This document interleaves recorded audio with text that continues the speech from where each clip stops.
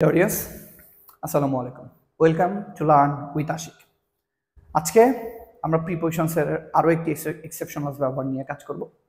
আর আজকে আমরা যে প্রিপোজিশনসের ব্যবহারটি শিখব সেটা হচ্ছে সিট।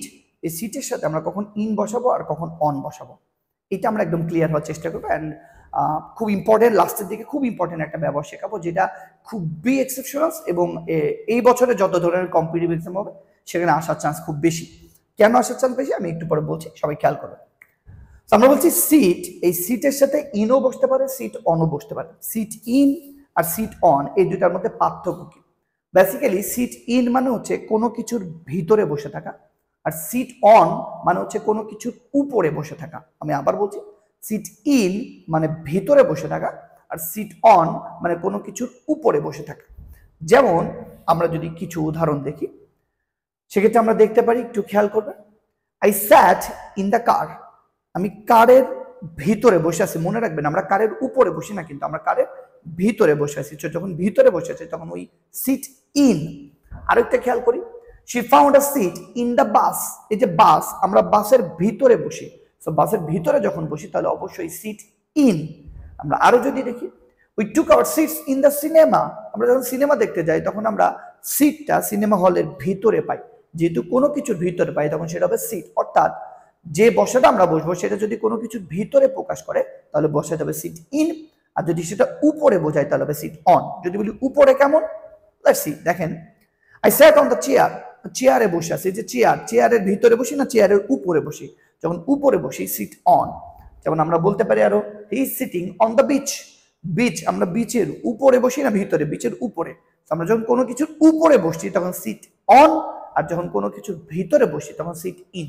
বাট প্লিজ, আজকে যেটা শেখাবো সেটা এর থেকেও ইন্টারেস্টিং। এই সিটের খুব ইন্টারেস্টিং একটা ব্যবহার আছে যেটা কম্পিটিটিভ এক্সামস এর জন্য খুবই ইম্পর্টেন্ট এবং সূক্ষ্ম পার্থক্যের জন্য বা সূক্ষ্ম বোঝা না বোঝার জন্য অনেক বড় ভুল হয়ে যেতে পারে। Let's do it. এই সিটটা যখন চেয়ারে বসা বুঝাই, একটু খেয়াল করবেন, এই চেয়ারে বসার ক্ষেত্রে সিট অন আর ইনের অনেক মারামারি আছে। সেই মারামারিটা আমরা খেয়াল করি। আমরা বেসিক্যালি কিছুক্ষণ আগে বললাম, আমরা যখন চেয়ারের উপরে বসি তখন সেটা হবে সিট অন। যেমন এই যে সিট অন, চেয়ারের উপরে বসে আছে। বাট সূক্ষ্ম পার্থক্য যেটায় সেটা হচ্ছে এই চেয়ারটা যদি চেয়ার না হয়ে আর্ম চেয়ার হয়। আমি আবারও বলছি, এটা যদি সরাসরি চেয়ার না হয় আর্ম চেয়ার। আর্ম চেয়ার বলতে বোঝাচ্ছি হাতল আলা চেয়ার।